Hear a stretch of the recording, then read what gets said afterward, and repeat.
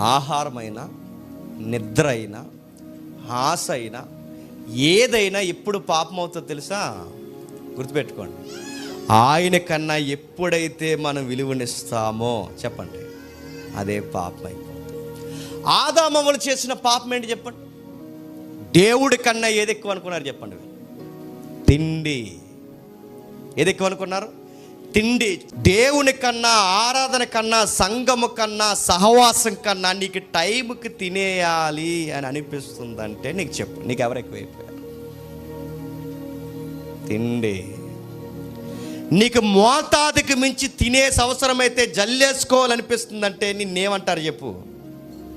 దేవునికి వ్యతిరేకంగా పాపం చేస్తున్నావు అంటారు. అంటే ఒక లైన్ చెప్తున్నాను, దేవుని కన్నా ఎక్కువగా దేనికైతే మనం ఇంపార్టెంట్ ఇస్తాం, ఇంక్లూడింగ్ ఫుడ్, అది కూడా పాపమే.